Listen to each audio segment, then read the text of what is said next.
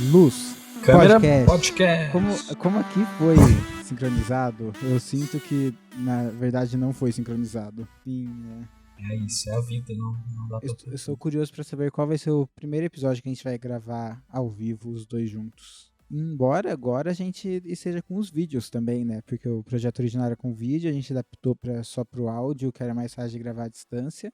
E agora a gente também tá com os vídeos. Inclusive, deixar aí pro pessoal que quiser saber, no YouTube, você pode achar talvez até mais divertido de escutar, né? Tem nossas carinhas lá, a gente faz umas bobagens, de vez em quando colocam até umas fotos, assim, das coisas citadas ou uns memes. A gente também mostra coisas na câmera, infelizmente, achando que todo mundo tá vendo, mas só no YouTube mesmo. Mas sem esquecer o podcast também, né? Dá pra compreender no podcast. E agora é mais uma opção pra você escolher, né? Qual que tá mais confortável pra você. Esses dias a gente recebeu uma mensagem lá na nossa página, né, no Facebook, de alguém que estava escutando a gente por causa de um projeto de curtas metragens, né? Ele queria começar a fazer ali, não tinha o conhecimento, não estava no meio acadêmico, então veio pesquisando conteúdo com a gente, trocamos uma ideia. E aí, pensando nesse cinema, a gente quis trazer hoje um conteúdo que eu acho que é bem cinema, né? Falar bem assim de como é um dia no set de filmagem. Eu acho que em certo grau é adaptável a outras formas, né? A um clipe ou a um institucional ou até uma peça de publicidade, talvez bastante, mas o nosso objeto vai ser especificamente uma ficção e aí se der para adaptar assim. Conhecimento dentro do audiovisual a gente sempre acaba adaptando, né? Sempre legal você ter. Mas também nossa experiência mais dias no set, assim, eu acho que de ambos foi mesmo em ficções de cinema. Também acho que vai ser um episódio legal para quem quiser trabalhar como assistente de direção, né? A gente já citou essa função aqui antes, a gente tá tentando ao longo do tempo passar por várias, talvez todas as funções assim de um set. Quem sabe a gente até fale mais do AD mais pra frente, em conteúdos de outros formatos também.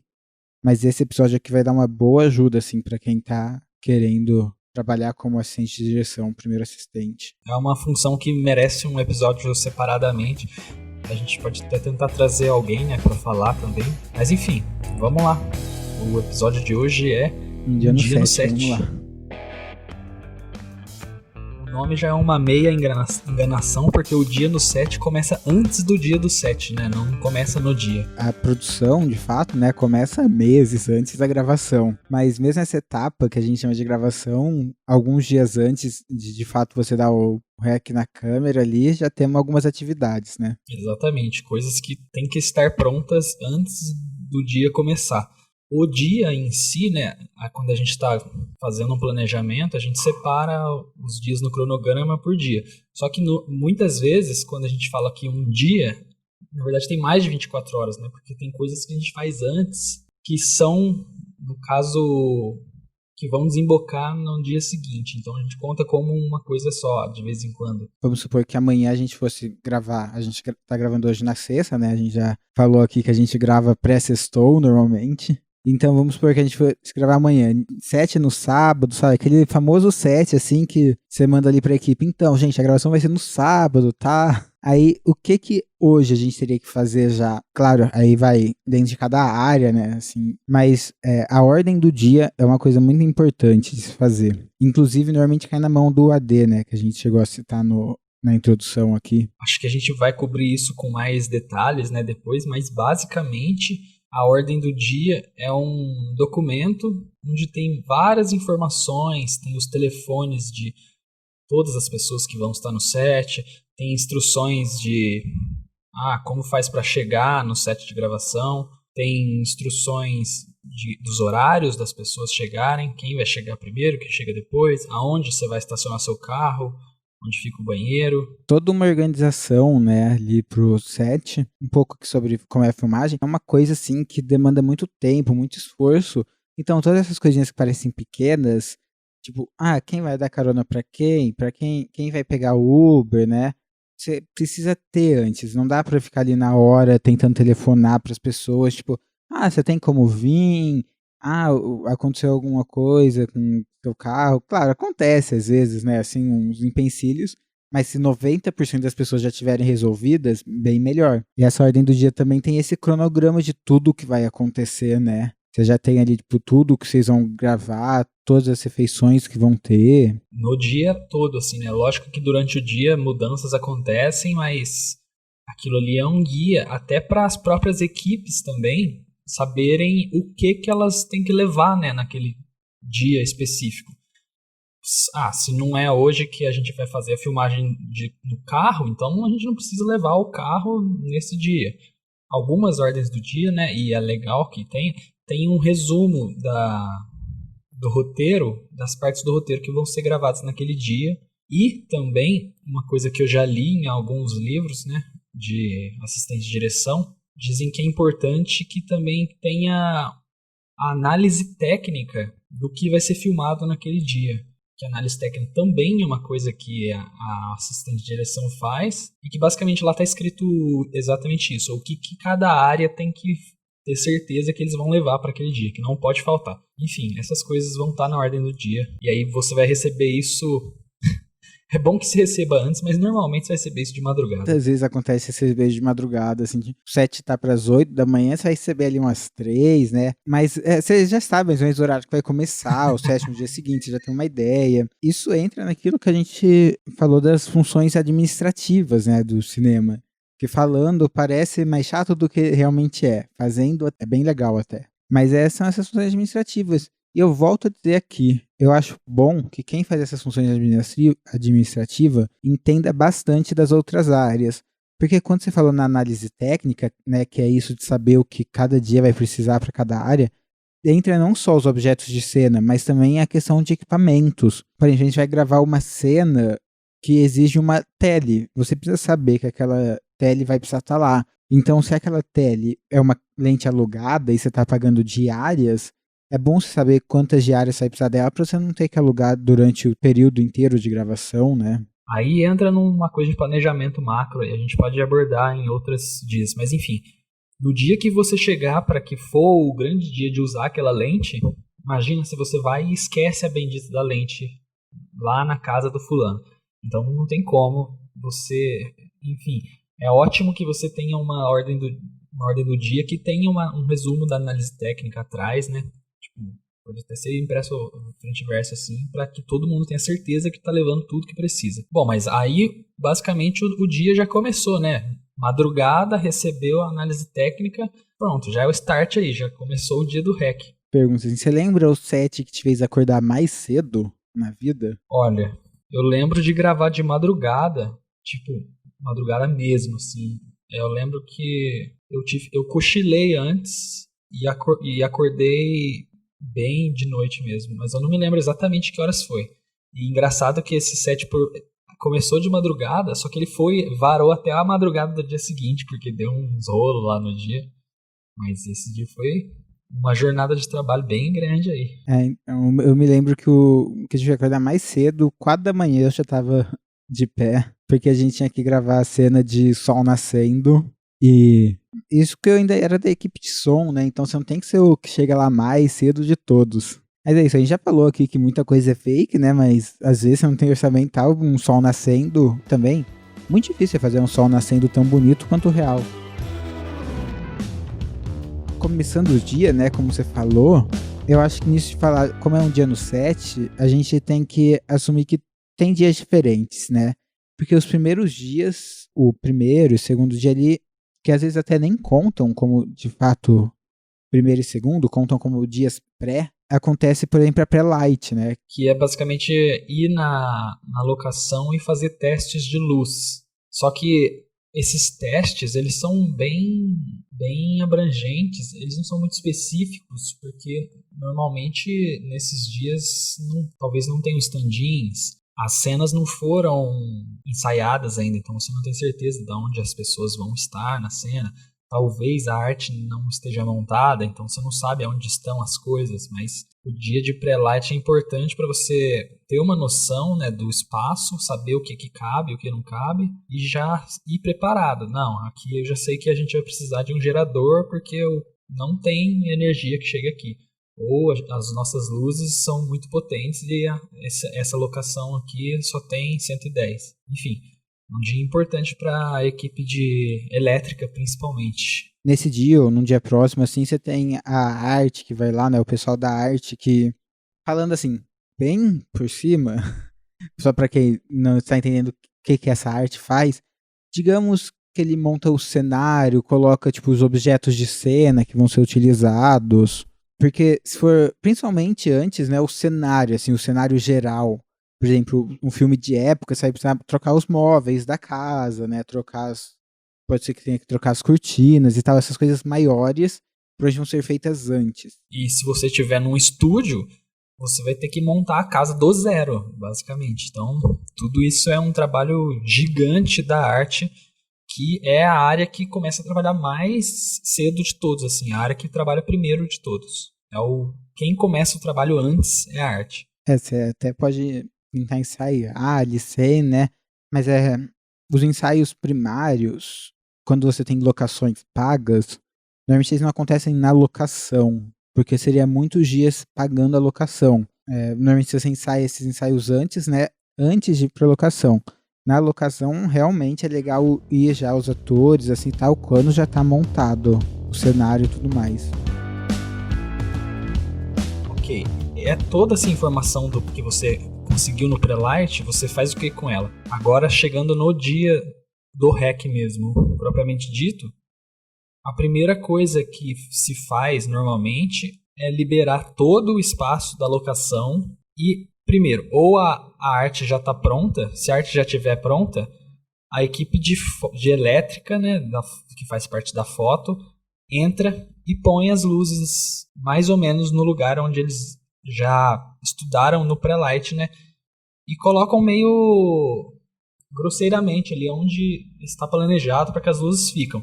Não é certeza que as luzes vão ficar lá mesmo, mas se já foi estudado, né, você já tem uma boa noção. E claro, também a arte provavelmente não vai precisa também colocar os objetos de cena lá, né, porque eles não ficam lá, porque é perigoso quebrar, acontecer alguma coisa. Depois que a equipe de foto termina, a arte pode ir colocar os objetos de cena, ou inverter essa ordem. Eu acho que essas duas coisas não são uma regra assim, qual vem primeiro, mas elas vêm antes do resto. Isso cedinho de tudo, né? Isso é antes dos atores chegarem, antes das outras equipes chegarem também. Uma coisa que cai na mão ali do AD normalmente, eu acho que a gente até pode entrar já no assunto para ele não ficar permeando o episódio inteiro de duração de set, mas uma coisa que cai na mão do AD, eu acho que vem aumentando isso, né? Seria tipo uma produção consciente, assim, é você tentar cuidar da sua equipe num sentido de assim, você não precisa chamar seus atores para eles ficarem lá 5 horas antes de começarem a ensaiar, porque tá montando a luz e tal. Tem parte da equipe que você não precisa estar lá tanto tempo.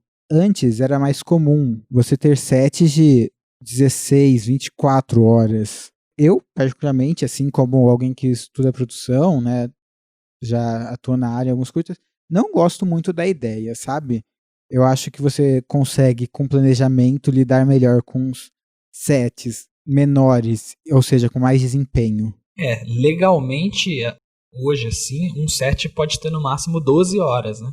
E aí não pode começar outro entre as próximas 12 horas, então sempre com um intervalo. 12 horas de intervalo entre um set e outro. Então esse é um tempo que espera-se que seja seguido assim pelas equipes, né? As equipes profissionais principalmente. Equipes de guerrilha, mais vezes do que a gente gostaria, acaba fazendo sets muito maiores do que isso e não respeitando o tempo de descanso. Mas aí é porque são sets menos profissionais, assim. Mas mesmo assim não quer dizer que é legal, não. É super cansativo, desgasta, né, a gente. A equipe acaba ficando desgastada. Então, por isso que às vezes você tem as primeiras horas mais da equipe da foto e da arte, né, como você falou, possivelmente do som. O som, normalmente, a não ser que seja algo bem específico, tende a montar um pouco mais rápido, né? Você precisa, às vezes, colocar umas mantas de som, que são tipo uns grandes cobertores, assim, umas mantas grossas para impedir tanta reverberação, né, do som. Mas isso ainda você faz num dia, normalmente você não precisa ficar desmontando e remontando toda vez. Aí depois dessa montagem inicial da luz e da arte, como você falou, Eu acho que aí começa a chegar mais gente, né? Principalmente os atores, estrelas, como dizem por aí, os grandes astros. Aí eu acho que depois que a elétrica está montada e a arte também, nesse ponto existem muitas divergências assim do que vem a seguir assim. O que eu estudei e o que eu sei que acontece bastante é seguir meio que o cronograma americano assim do que eles fazem, né? Que depois da luz vem o block, que basicamente é a direção, né, a diretora junto com os atores. Finalmente ali no set de filmagem, talvez seja a primeira vez que eles estejam ali fazendo a atuação naquele set específico, né? Como o Luan falou, as locações, né, principalmente se for uma locação mesmo, se não for um estúdio, às vezes é difícil de você ir lá ensaiar antes. Então, às vezes, o dia da gravação é o primeiro dia em que a equipe de direção, né, e os atores estão lá naquele lugar.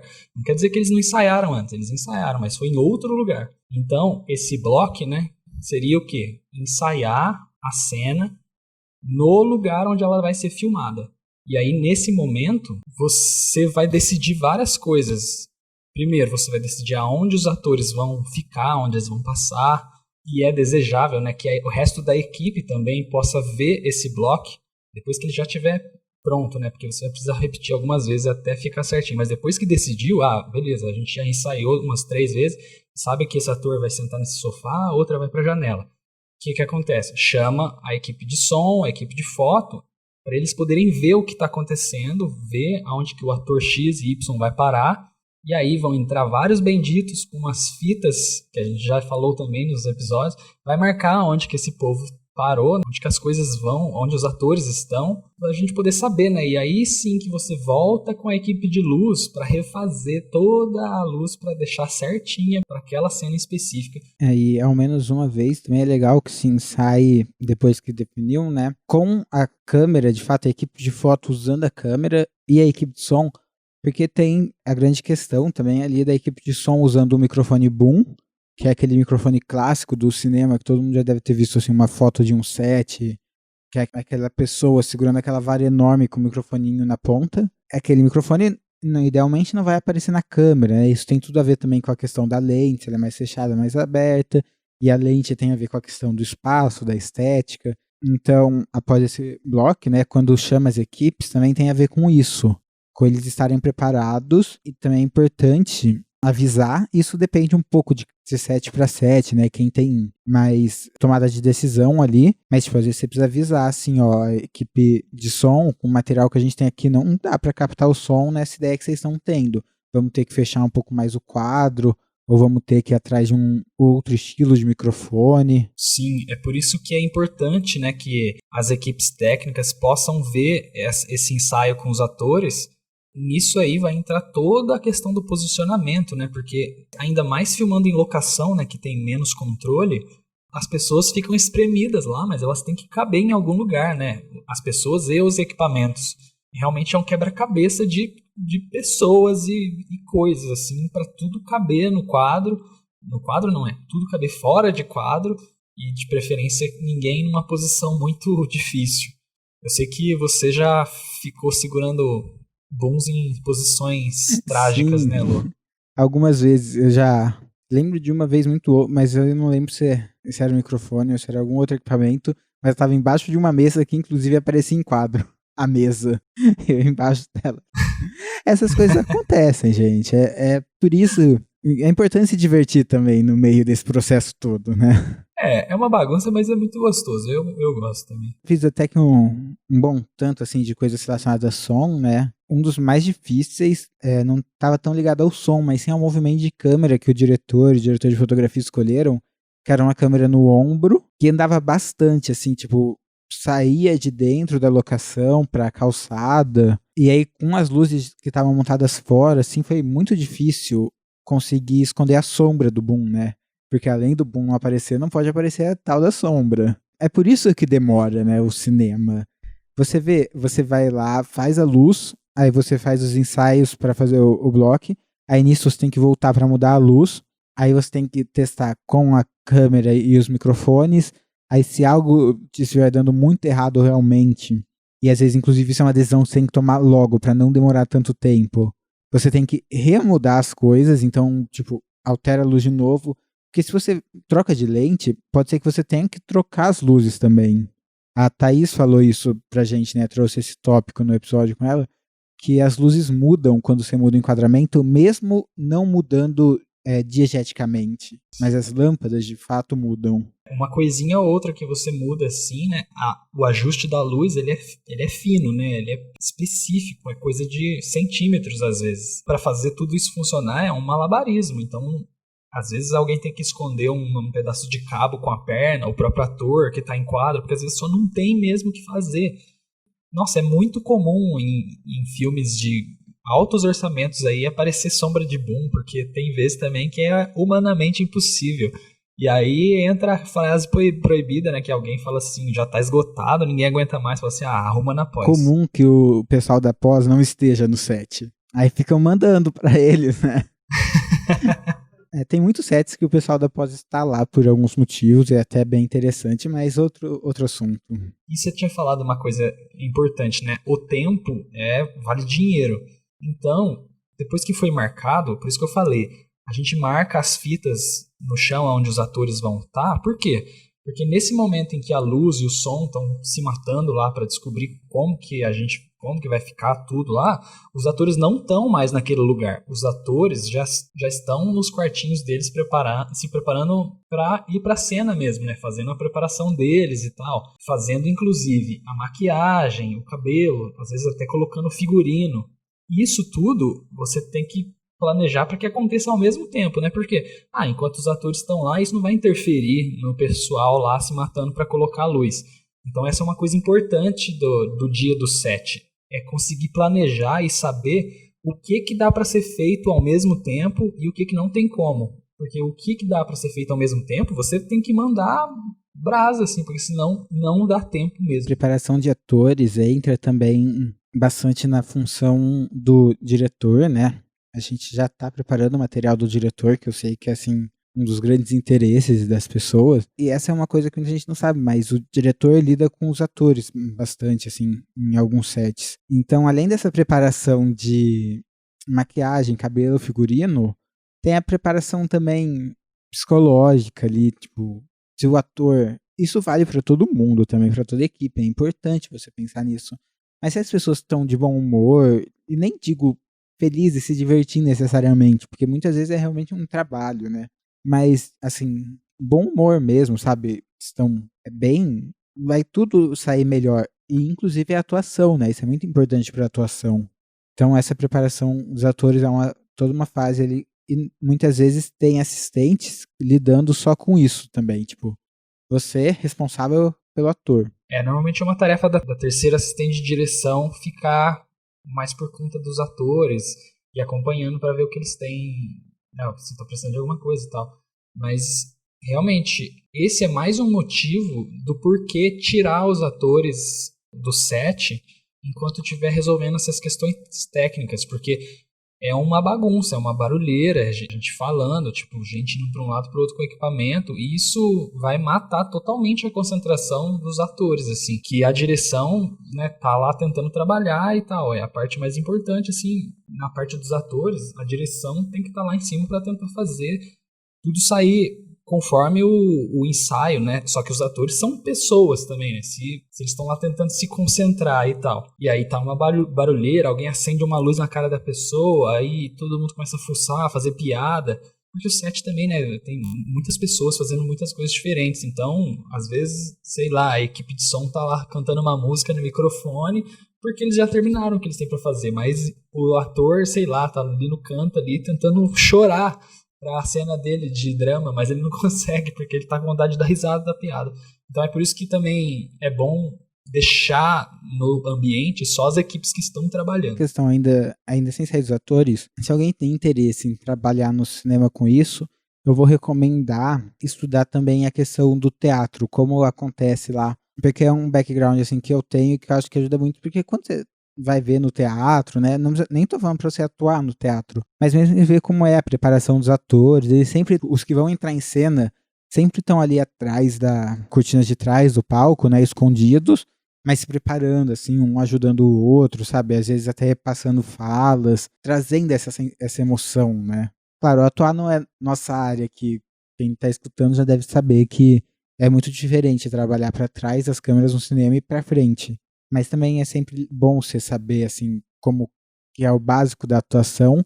Isso vai te ajudar até a lidar com os atores e até a tirar o melhor deles no vídeo. Se você que está escutando tem interesse em direção, eu diria assim que é indispensável você ter conhecimento sobre os atores, sabe? Saber, pelo menos assistir o processo deles.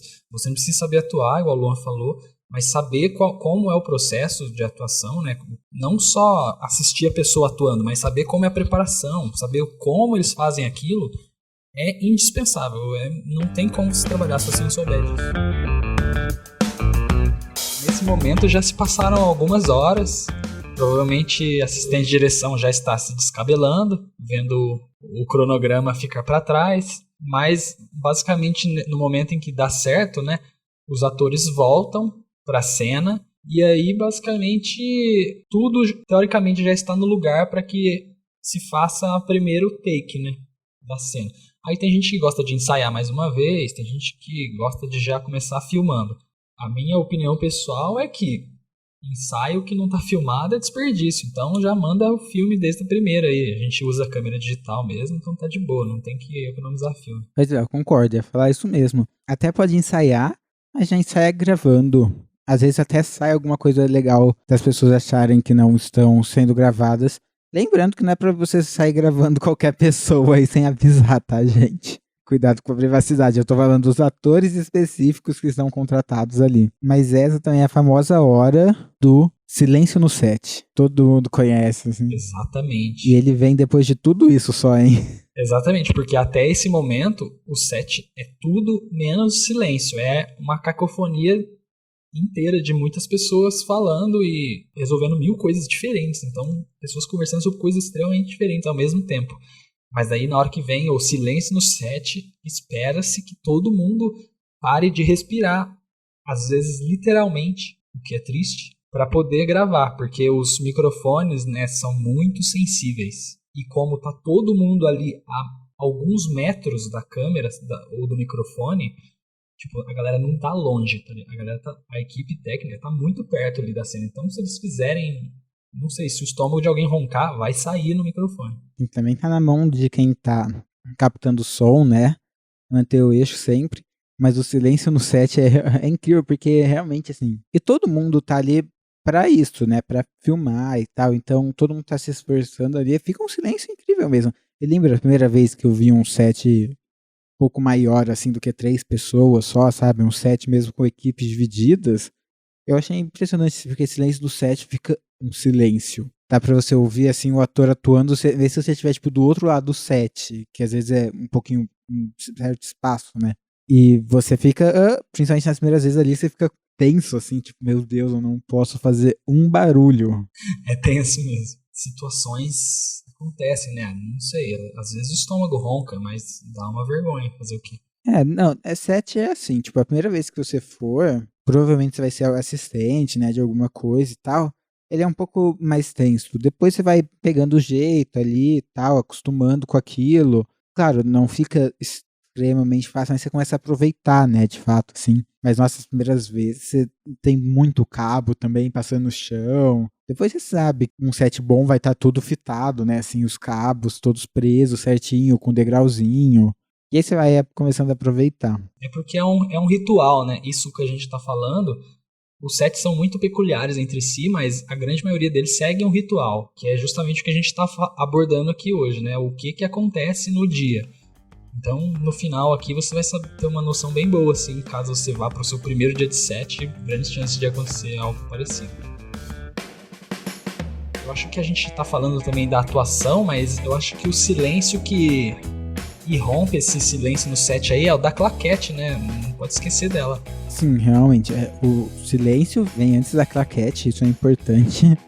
Porque a claquete, ela não é um enfeite, né? Ela tem uma função. E a função dela tá ligada ao som também. Exatamente. Conta aí pra que serve a claquete. Eu acho que eu tenho certeza, aliás, que muita gente não sabe, e é uma coisa muito útil de saber para quem tá na guerrilha ou para quem tá fazendo qualquer coisa, assim, audiovisual. A claquete em si é aquela claquete clássica, né, de Hollywood, assim como todo mundo conhece, que tem os espacinhos para escrever também, e aí a batidinha, ela tem a função, de fato, do que está escrito ali, né, você anota na câmera qual take é, de qual cena e tal, mas a grande função dela também é que nessa batida que faz pá, você tá captando essa batida na câmera e no microfone. Isso é importante, você tem que pegar a parte da claquete que bate na câmera também. Porque é com isso que você vai sincronizar o seu arquivo de áudio com o seu arquivo de vídeo depois. Porque você vai ter ali na onda de som uma marquinha muito específica, assim, de tipo, esse barulho bem marcado, bem demarcado, que eu não vou ficar fazendo aqui, porque não quero ficar fazendo ouvido das pessoas toda hora. Mas esse barulhinho nas ondas de som vai ser onde você vai conseguir facilmente juntar o seu vídeo com o seu áudio. Porque no vídeo tem o áudio da câmera, que ele é sempre ruim. Gente, não tem uma câmera, não importa o quanto você queira pagar nela, que vai gravar áudio bom direto na câmera. Não tem. Tô falando aqui, pode pegar a câmera mais cara que você achar. Não tô nem falando de câmera DSLR mesmo, tô falando de câmera de cinema. Ela não vai gravar áudio bom. Então aquele áudio é só guia, que por causa da claquete você consegue sincronizar facilmente com o áudio do microfone. Aí já é uma dica, tipo, se você não tem uma claquete, essa função você pode resolver, por exemplo, batendo uma palma na frente da câmera. Lembrando sempre que tem que pegar na imagem o que tá batendo e tem que pegar no som também. Sim, porque se você não tiver o áudio guia, você pode também sincronizar, né? Você pega a onda de áudio e junta, vai passando, né, frame a frame, e junta com o momento exato em que a claquete toca a parte de baixo, ou que a mão das pessoas se juntam, que teoricamente é ali que seria feito o som, né? Então, você colocando as duas coisas juntinhas na linha do tempo, é só dar play que tudo que tiver em seguida vai estar sincronizadinho. Desde que você tenha setado tudo certo, né, na gravação de áudio e imagem, que dependendo pode desincronizar, mas isso é um assunto super específico que a gente entra no episódio sobre codecs e formatos. Mas no geral, no geral vai estar tudo sincronizadinho, perfeitamente. É uma coisa interessante também, bater claquete não é tão simples assim quanto a gente pensa. Por exemplo, se você tá batendo uma claquete, tipo, num plano bem aberto, assim, que você tá, tipo, longe da coisa, longe do microfone e tal, você tem que dar aquela porrada, né, às vezes. Pá! Só que, se você vai fazer um close, né, a câmera tá fechadinha, assim, no rosto do ator e tal, o microfone tá ali quase na boca do ator. Mesmo assim, você tem que botar a claquete ali, né? Você não vai dar uma porrada na claquete, porque você vai estourar a orelha do ator, ele vai quebrar totalmente a concentração dele. Então, se você estiver fazendo a claquete perto de um ator, ou sei lá, né, perto do microfone, não tem necessidade de você dar uma porrada. Bate ela só o suficiente para fazer barulho. Tem uma outra coisa também que é a claquete no final, né? Porque às vezes realmente a cena, por vários motivos, sei lá, vai passar um carro, ou é uma cena difícil, ou sei lá, o ator já tá começando a chorar antes do negócio. Aí você não faz a claquete no começo, mas daí logo no final do plano, quando acabar, você já grita assim, eu nunca presenciei isso aqui no Brasil. Eu sei que em inglês, né, nos sets nos Estados Unidos, se chama tail slate. Slate é claquete e tail é rabo, né? Então meio que é o rabicho lá. Aqui eu nunca vi isso, eu nunca presenciei, então não sei como é que se fala. Mas você tem que avisar, né, para o áudio e a câmera não cortarem, e aí você vai lá no final do plano e bate a claquete no final. Mas, como não vai virar uma bagunça, daí se você estiver batendo no final do plano, ao invés do começo, você bate ela de ponta cabeça. Para quem estiver editando, né, saber que o plano tá antes da claquete, não depois da claquete. Esse fato de ponta cabeça eu não sabia. Eu sabia que tem gente que faz a claquete no início e no fim, mas não sabia que quando você faz só no fim, assim, no cinema, você faz de ponta cabeça. Informações novas. E também tem, às vezes o plano não tem áudio, né? Aí você não precisa bater a claquete, mas o editor às vezes não sabe disso. Então, mesmo quando o plano não tá gravando áudio, você mostra a claquete, né, na câmera, só que daí você coloca sua mão assim, na onde ela seria fechada, né, onde ela ia bater, para mostrar para o editor, para a editora, que aquele plano não tem áudio. Você deixa o seu dedo assim no lugar onde ela ia bater. Daí, no caso, você não bate, né? Senão você vai quebrar o seu dedo. Mas é mais uma coisa visual, assim, para mostrar, esse plano não tem áudio mesmo, viu? A equipe de som não perdeu o áudio desse treco. Senão alguém pode se descabelar Como e ir a à gente toa. falou, normalmente o pessoal da pós não tá no set, né? Então a claquete também faz parte dessa comunicação, gravação e pós. Então, aí entra outra coisa que acontece durante essas gravações. A gente tava ainda gravando o take 1, né, aqui. Então, beleza, gravou o take 1 no Brasil, pelo menos aqui na nossa região, né? Depois do silêncio no set e tal, você tem o equipe de foto, liga a câmera, né? Dá o rec, aí fala, tipo, foto foi, às vezes câmera foi. Aí o pessoal do som também dá o rec, fala, som foi. Gravou, tal, cortou. Você dá aquela olhadinha assim, tipo, pra quem tá segurando a câmera, pra ver se te dá um joinha ou te dá um, tipo, thumbs down, né? O joinha ao contrário, olha pra equipe de som. Principalmente se você é ali, tipo, o AD, né? Que já tá na fita, assim, de tipo, meu Deus, tudo tem que dar certo. E aí, essas equipes, elas têm assistentes, né? Ou se não tem assistente, é pra pessoa, idealmente o assistente. Tem o... Me fugiu o nome agora, mas aí anotando, assim, o nome do arquivo, qual cena foi, qual take foi. Que também é muito importante depois para pós-produção. É uma outra forma de você mandar as informações. Tipo, o arquivo C underline 9612 foi a cena 1, take 7. Isso, Boletim, né? Boletim de foto e boletim de som. Sim, muito importante também para qualquer tipo de trabalho. Qualquer coisa que você imaginar, assim. Anote qual o arquivo da câmera foi, o que é aquele arquivo. Quanto mais informação você tiver anotado, melhor. Eu fiz um boletim esses tempos, um trabalho, que era um vídeo, 2 câmeras, um microfone só gravando som, vídeo para YouTube, sabe? Assim, 10 minutos de vídeo só falando direto para a câmera, tava passando informação. Tava lá o boletim. Gente, na hora que você tem vários takes, vários arquivos, o boletim ajuda muito. Porque, por exemplo, você pode falar assim, take 3. Putz, no meio do take 3, a equipe de foto, ou mesmo se você for a equipe de foto, de som, diretor e tudo mais, como era meu caso, você percebeu que o foco ficou doce, né? Que é aquele foco quase bem feito, só que não.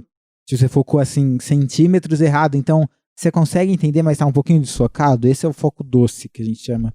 Você anota ali, tipo, take 3, foco doce. Às vezes você nem precisa interromper, né? Pra não quebrar assim, tipo. A pessoa que tá falando ou atuando, ela tá indo muito bem, sabe? Cada vez melhor. Você não quer interromper, você já anota, tipo, beleza, esse take aqui não deu muito bom. Mas, tipo, a pessoa tá quase terminando de atuar, não vou cortar no meio. Então, os boletins ajudam tanto na hora da Sim, montagem. inclusive, isso é uma coisa que eu já vi muitos diretores fazendo, assim, principalmente aqui na universidade, né? De interromper atores no meio da atuação com aquele, né, o famoso corta, sabe? E em momentos desnecessários, porque uma coisinha ou outra estava errada, você vai lá e dá aquela tapa na cara do ator, assim. Eu já estudei um pouco de direção de atores, né? Porque eu tenho bastante interesse nessa área. E, nossa, quando você faz isso, se o ator tá ali concentrado e tal, e você interrompe ele porque, sei lá, apareceu a sombra do boom no cantinho da imagem, cara, você tá desperdiçando todo o restante do take que poderia ser o melhor take do dia, entendeu? A sombra é num momentinho específico, mas você tem a montagem lá para isso, vai lá e grava de novo. Não é uma boa prática você, para qualquer coisinha que acontece, você vai lá e dá um gritão de corta e corta o plano no meio, entendeu? Às vezes, se foi uma coisa muito grande, né, sei lá, caiu alguém lá atrás, ou quem tá segurando o microfone embaixo da mesinha, espirra e derruba tudo lá, ou sei lá, o ator começa a dar risada. Aí beleza, você corta e começa de novo. Mas se não foi isso, deixa o plano rolar até o final e não mata a atuação dos atores. Aí, né, a gente já tinha cortado, né, porque chegou no set, vamos lá, anotamos do boletim. Aí agora vem a hora que... Eu já fiz sets que não fazem isso todo take, mas é sempre legal você fazer pelo menos de 2 em 2 ou 3 em 3 no máximo, assim, que é dar aquela assistida, né? Ou tipo, o play, você não precisa talvez ver inteiro, mas assiste ali, dá uma ouvida no áudio, vê como tá ficando. Normalmente quando sai o melhor, até chama o resto da equipe, né, que tá ali, tipo, a equipe que tá no set mesmo, no momento da gravação, pra dar uma assistida junto. Tem gente que gosta de mostrar pra ator, tem gente que não gosta. Aí eu acho que também entra nisso de ver ali como tá o momento no set, né, como tá as pessoas. Só que isso também pode ser uma doença, assim, no set, né? Tipo, você ter aquela ânsia de toda vez você querer assistir o que você fez. Às vezes, se você tá ali na direção e o plano tá rolando, não fica distraído, não fica olhando pra câmera, não, sabe? O operador de câmera já está prestando atenção na câmera. Então, a sua função enquanto direção ali, enquanto o plano tá rodando, é ficar prestando atenção na atuação dos atores, justamente para isso, para você não precisar ficar lá olhando depois se deu certo. Ah, se você é o operador de áudio ali, enquanto o plano está acontecendo, é exatamente isso. A sua função é essa, é ficar prestando atenção ali, para você não precisar. Ah, acabou o plano, o AD te grita assim, e aí, o áudio tá ok? Você fala, tava pensando na morte da bezerra, vou ter que ouvir aqui de novo. Aí você vai adicionando mais tempo na gravação, no set ali e acaba deixando as coisas muito corridas. Então, não é muito aconselhável ficar olhando todas as vezes o que está acontecendo. E também, caso você não seja nem da direção, nem do vídeo assiste, que é quem fica vendo o vídeo, nem da equipe de áudio, nem de nada, não vai lá assistir na TV, porque você vai atrapalhar as coisas. Porque normalmente forma aquele aglomerado em volta da televisãozinha, né, do vídeo, para poder assistir e tal. Só que, você já vai assistir isso depois. Não faça isso na hora do set. Você vai causar um tumulto ali, não é legal. Os sets são coisas orgânicas, né, vamos dizer. Então, o que a gente tá falando aqui é sempre... Não é tão regrado, né? Então, tipo, às vezes... É legal você assistir de 3 em 3, digamos, para ver se tá indo tudo certo. Mas muitas vezes, quando terminar o plano, o diretor vai lá conversar com os atores, tipo, aqui a gente tinha ensaiado que você pegava o copo da terceira prateleira, né? Mas assistindo agora, eu acho que se você pegar da segunda ali, porque você tá dando uma certa emoção aqui, ia ficar melhor. Nesse tempinho, você pode aproveitar, né? E dar uma conferidinha, assim. Se você tiver gente suficiente, né? Tem um vídeo assiste que fica só na função de ficar fazendo isso. E ficar lá cuidando do monitor, fazendo esse playback aí pro pessoal. Às vezes tem o logger também, né? Que é quem tá na função ali de, tipo, receber os cartões da câmera e do gravador de áudio pra descarregar, já criar um backup, assim, né? E daí você já renova o cartão, às vezes, depende de quando você estiver. Sempre legal ter o arquivo em mais de um lugar, mas, por exemplo, o logger pode... Ele tá lá sentado. Lotou o cartão da câmera ou já gravou um tanto bom de cenas, passa esse cartão pro logger, ele vai plugar no computador, descarregar, passar para 2 HDs externos, e aí, enquanto isso, a câmera já coloca outro cartão, né, para não ficar esperando. Se só tem 2 cartões, esse logger pode já formatar o cartão para devolver para a câmera, enfim. Esse aí também pode ficar responsável por conferir a qualidade dos arquivos que tá vindo. A qualidade no sentido não tá corrompido. Mas o ideal é que não chegue no logger já errado, né? Se acontecer alguma coisa errada, o quanto antes você perceber, melhor. Acho que a gente já passou boas horas aqui até filmar a primeira cena, né? Depois de fazer vários takes, uma hora todo mundo vai parar para acontecer um evento que se chama mudança de setup, né? Que é o que? Normalmente você, na maioria, eu acredito, das ficções, se filma com uma câmera só. Mas tem momentos que você quer mudar o ângulo dessa câmera, você quer fazer filmar do outro lado, mudar a posição. E para mudar essa posição, basicamente você vai pegar e voltar. Todas essas etapas que a gente falou, você vai voltar para a parte do ajuste fino da luz. O Luan lembrou aquela hora, a Thaís falou. Quando muda a câmera de lugar, mesmo que a cena seja exatamente igual ao que está ali, a luz vai ser diferente. Né? Você meio que vai trapacear ali, finge que a luz não mudou. A luz da cena, você quer que ela fique igual entre os planos. Só que para ela ficar igual, você vai ter que mudar a cena, a luz lá no set. Aí nesse momento é o famoso do almoço, né? O momento do lanche. Então aguardado aí pelo pessoal. Sim, voltando para aquele assunto de quantas horas dura o set, de deixar todo mundo feliz, né?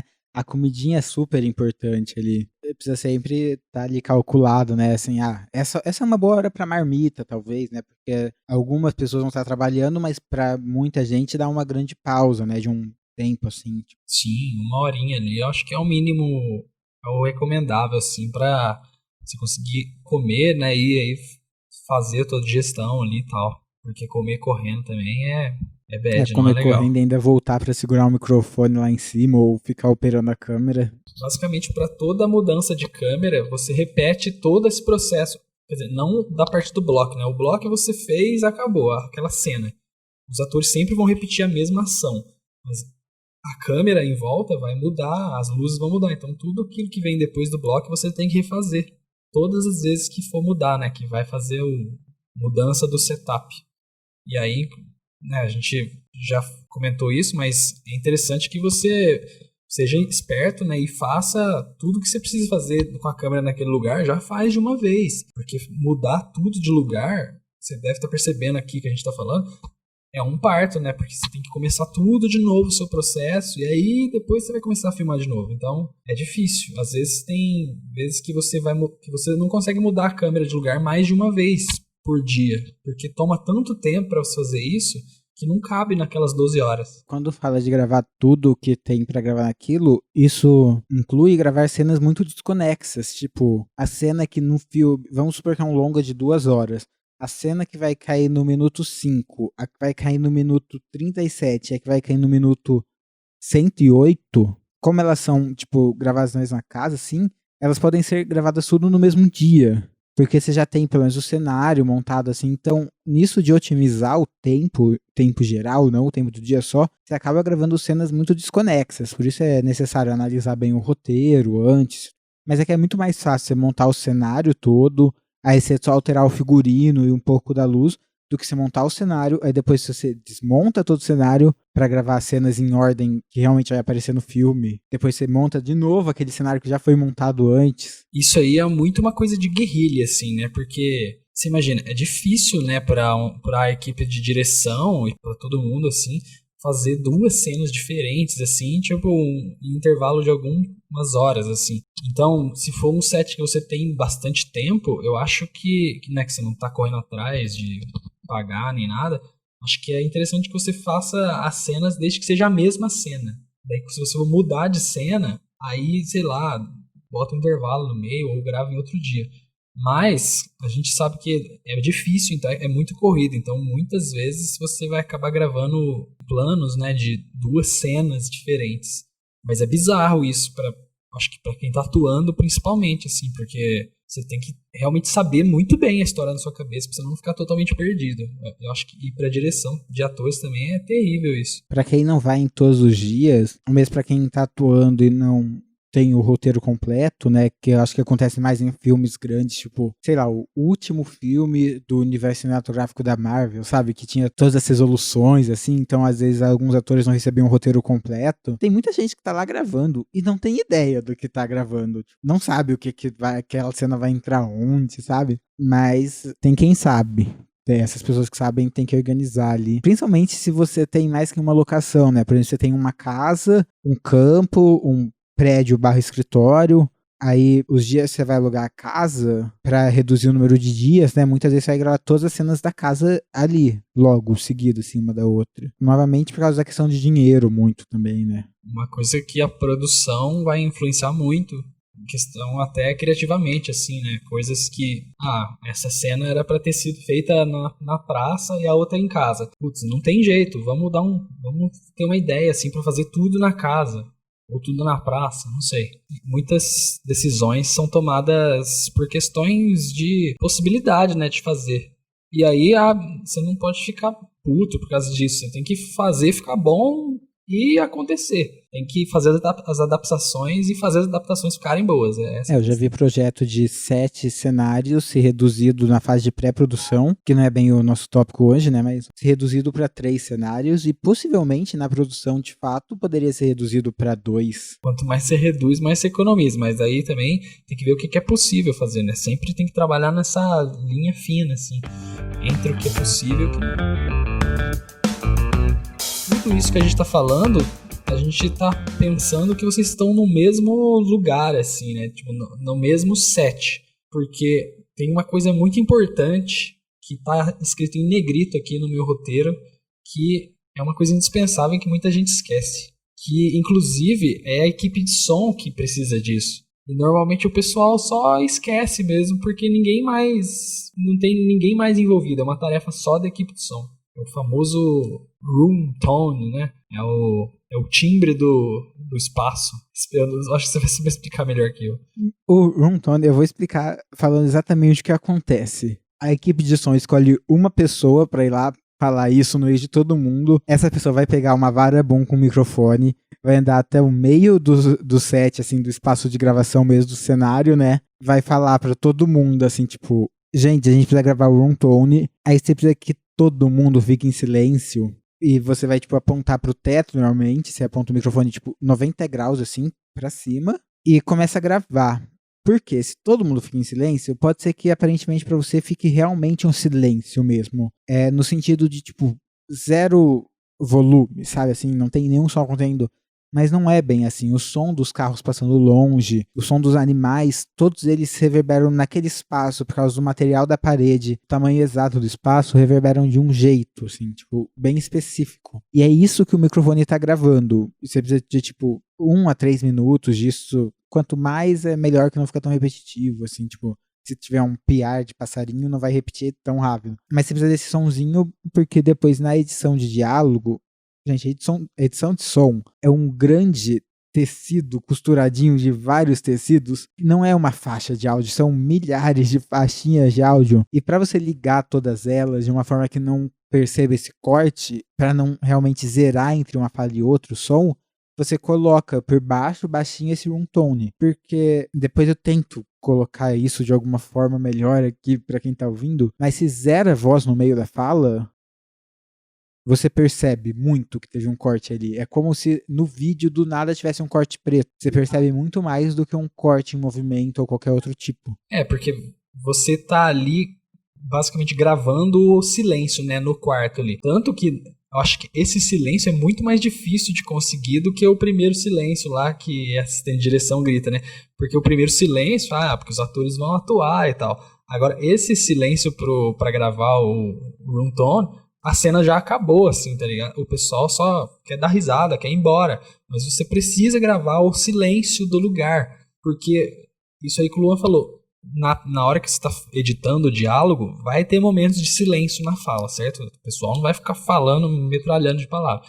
E nessas partes onde vai ter silêncio, você precisa botar alguma coisa. Porque se você cortar todo o áudio, é exatamente isso. É como se fosse uma tela preta na imagem. Fica muito visível. Porque o mundo que a gente está imerso, ele não fica em silêncio nunca, né? Tanto que tem umas câmeras que o pessoal faz, eu não sei se você já viu uns vídeos das câmeras 100% em silêncio, aí o pessoal vai lá e fala assim, nossa, eu escutei o sangue correndo por dentro do meu corpo, sabe? Tipo, o silêncio não existe. E é verdade, né? O silêncio total é uma coisa muito não natural, né? Então, mesmo o silêncio você tem que gravar com a equipe de som lá no lugar que você está fazendo a cena. Então, um momento muito importante aí que não sei se é todo mundo que conhece isso aí não. Quem tá aí na estrada faz tempo já sabe, já faz muita piada sobre isso. Mas quem tá começando, isso é um conhecimento secreto aí pra você conseguir fazer um silêncio bem feito na sua edição. Melhora bastante o áudio. E é uma dica, gente, usa isso para nossos podcasts. Tem alguns episódios que estavam me incomodando muito no intervalo de falas. O que? Um tone ali embaixo. Porque é ideal que você grave ali exatamente pelo que eu falei, né? O som, o silêncio daquele espaço é diferente do silêncio de outro espaço. Porém, existem room tones para você baixar na internet facilmente. Então, se você achar assim um espaço parecido e tal, até que vai, sabe? Ele resolve. Claro, o ideal é gravar ali, até porque no áudio que você captou das vozes,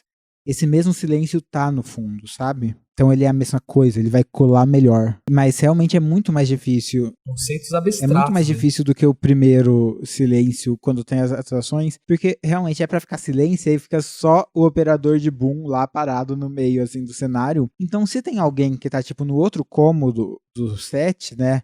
Tipo na cozinha assim, e não ouviu falando que vai ter um tone, essa pessoa não sabe? Só pararam de conversar lá, mas não tá tendo atuação. Então, muitas vezes, tipo, a pessoa lá longe pode fazer um barulho não de má intenção, só que realmente ela não tinha escutado. Então, o silêncio é um pouco mais difícil, mesmo além de ser no final de tudo, normalmente, né? Talvez você conseguir gravar no meio, mas muito difícil, porque estão acontecendo outras coisas. Eu já ouvi falar também que até as luzes, né, que estão ligadas, é interessante que continuem ligadas, porque tudo que tá ali, né, os equipamentos que você usou durante a cena, eles fazem um ruidinho, né, algum barulho faz. Então, você tem que deixar o mesmo barulho, o mesmo silêncio quando você estiver gravando o room tone também. Então, se durante a cena tinha uma geladeira fazendo bem, infelizmente durante o room tone você também tem que gravar essa geladeira. E equipamento elétrico realmente faz tanto barulho a ponto de que tem uma função nos editores de áudio que é para você tirar esse chiado de lâmpadas, né? O DRMer, acho que chama. Ele serve para você tirar esse chiado de eletricidade, de tanto que esse barulho faz e é captado nesses microfones. Inclusive, eu acho isso legal, né? Você citou que o mundo real nunca fica em silêncio mesmo. Isso é uma coisa que animadores tendem a fazer muito, mas eu acho que vale a pena para qualquer um, principalmente quem trabalha assim na pós, talvez bastante, com tratamento de imagem, som, é você pegar e largar todo que é equipamento e sair pra, tipo, andar na rua, assim, notando o mundo real, porque sempre que a gente tá fazendo, seja animação, ficção, documental, a gente tá tentando reproduzir, né, esse mundo em que a gente vive numa certa forma, mesmo quando você não tá tentando realmente reproduzir ele, você quer trazer essa verossimilhança para sua ficção. Então é legal que você comece a ver como que estão as coisas mesmo, tipo, perceber o barulho que existe mesmo no silêncio. Animadores, tipo, eles vivem animando com espelhos perto, sabe, para fazerem as expressões e verem como que o corpo humano realmente se move, ou ficam soltando coisas no ar para ver como que a queda funciona. Saindo um pouco aqui do assunto de dia no set, né, indo para uma coisa bem abstrata, assim. Pode crer. Mas são analogias perfeitas, né? Porque o silêncio é particular, né? De cada lugar é diferente. E recriar o silêncio do zero é muito difícil. Não sei, é quase místico, assim. O som é uma coisa quase mística, eu acho. Eu não saberia recriar um one-tone. Eu sei pesquisar um na internet, sem direitos, e colocar no vídeo se esqueceu de pegar. Mas eu não teria ideia de como criar um barulho de silêncio virtualmente, tipo, realmente criar ele. Deve ter como, mas eu não sei. Isso tudo aqui entra no nosso guia de um dia no set para você saber que quando a equipe de som for lá gravar o room tone, você vai saber o porquê que tem uma pessoa gravando o silêncio. É por isso. Tem toda esse background gigantesco aí que a gente levou vários minutos aí para explicar. Por isso que as pessoas estão gravando o silêncio, elas não estão loucas. Sim, a gente foi passear em umas coisas abstratas para explicar, né? Alguém para gravar o silêncio no set, isso é abstrato. Realmente. Eu acho que a gente pode repassar, talvez, aqui de uma maneira mais rápida, né? Não sei se você tem mais alguma coisa a adicionar. Talvez... não, a gente tá esquecendo de uma coisa importante. A desprodução no final. Exatamente. Não acaba quando termina, porque depois que você termina de filmar tudo, toda aquela tralha que você colocou lá, você tem que tirar. E esse é o momento mais triste do set, porque... Sabe, quando você tá colocando, ainda tem expectativa de ver a coisa acontecendo. Agora, quando você tá tirando, é só tristeza mesmo, porque você só tá recolhendo tudo aquilo. Às vezes você tá até nostálgico, assim, nossa, acabou, não vou mais voltar aqui. É uma sensação de que se acabou também, né? É boa, mas a desprodução é um momento triste, assim, melancólico. Mesmo se você for deixar lá algumas coisas montadas, porque no dia seguinte vai ser o mesmo cenário, o mesmo set, mesma locação, tem que guardar tudo que é de equipamento de foto, equipamento de som, né? A câmera bem guardadinha. Pode parecer fácil, né?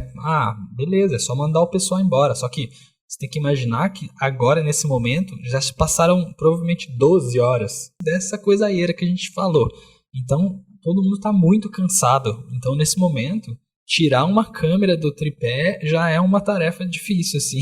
É bem cansativo. Assim, a desprodução é um momento cansativo porque tá todo mundo cansado já.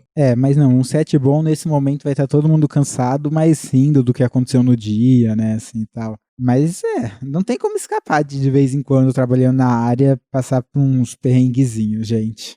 Até porque são pessoas, né, trabalhando. Sempre vai ter alguém, assim, num dia ruim, e daí se pega duas pessoas, cada uma no seu dia ruim, 12 horas trabalhando, né, junto. Tem uma curiosidade, só que eu já vou pisar na bola aqui, que eu não sei se tá correto o que eu vou dizer.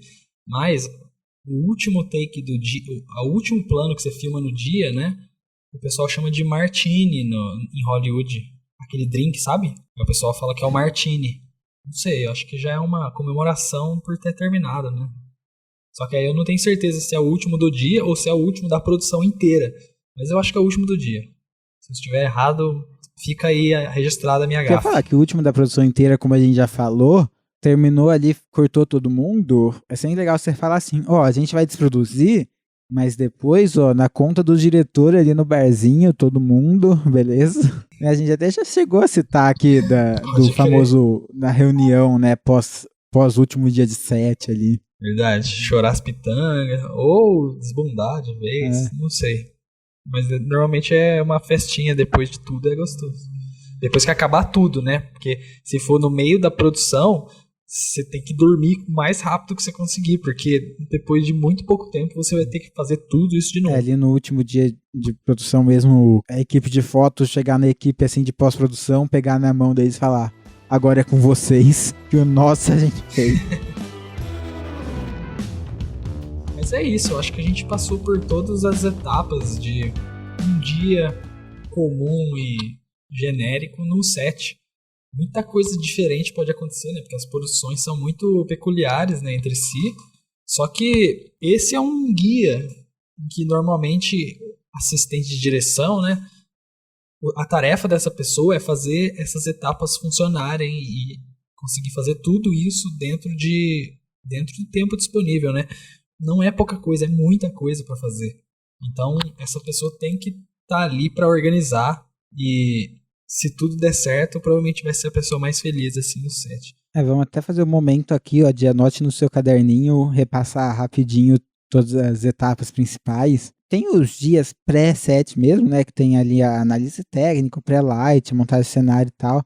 Mas falando no dia da gravação mesmo, vamos lá. Vai chegar as equipes ali, foto, arte, né, um pouquinho depois o som, montar todos os equipamentos, assim, pesados mesmo, levantar as luzes, tudo mais. Depois vão chegar ali já os atores, começar a fazer aquele primeira passagem, né, pra gente dar o bloco, que definir qual que vai ser e tal. Ajustes finos, né, de luz, ensaio com câmera e com microfone para ver se vai dar tudo certo. Já lembra de gravar os primeiros ensaios aí, né, nossa dica. Depois, talvez aí um intervalinho também, que nisso os atores vão se preparar, fazer a maquiagem, o cabelo, o figurino, toda a preparação assim para atuação, né, entrar no personagem, começar a chorar já, se for chorar, começar a rir se for rir. Comer uma bolachinha, sempre essa bolachinha aí. A gravação, né, o famoso silêncio no set, assistir ali depois de uns takes, dar aquela conferida, bater a claquete no início, preferencialmente, senão no fim de ponta cabeça. Gravou, ok, muda tudo, repete. Do bloco pra frente, repete. Quantas vezes couberem no tempo que vocês têm. Não tem aquelas camisetas assim, tipo, de bodybuilder, tá escrito acorde, coma, treine, durma, Sim. repita. É tipo isso. Só que com um pouco mais de etapas. Exatamente. Aí, para finalizar a desprodução, né? E em algum momento no meio disso, alimente toda a sua equipe e atores. E hidrate eles. De agora em diante também vai ter todas as questões de biossegurança, né? Mais fortes, eu imagino. Acho que junto com sempre tem a água, bolachinhas, sempre tem água, bolachinhas e álcool em gel. Que é isso. O audiovisual, gente, ele é muito mutável, né? De acordo com as coisas que acontecem no mundo. Esse script, né, que a gente abordou aqui, é uma coisa tradicional, clássica, né?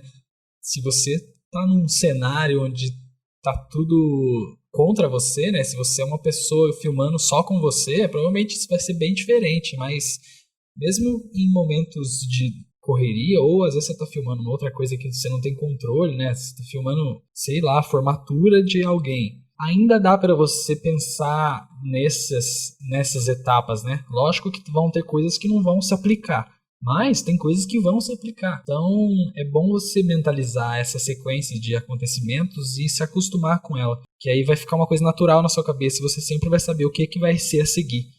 Daí você vai começar a pensar na próxima etapa já com antecedência, você não vai ficar perdido. Pois é, esse é o padrão do cinema, né? Como você bem trouxe, a gente já lembrou aqui antes. O legal de você aprender no cinema é que muitas coisas você pode acabar tirando para um trabalho. Para cada trabalho seu fora cinema, você acaba usando, né, de algumas dessas coisas. Então é isso, o cinema é o grande referência do audiovisual, por isso que a gente traz muito dele também, mas sempre aplicável para outras áreas do audiovisual.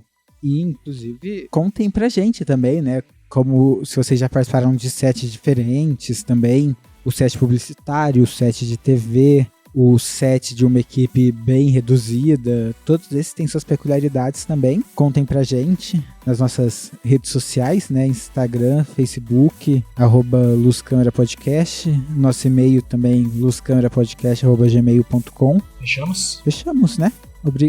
Desprodução. Desprodução aqui. Eu não vou nem encerrar mais nada. Desprodução vai ser o final.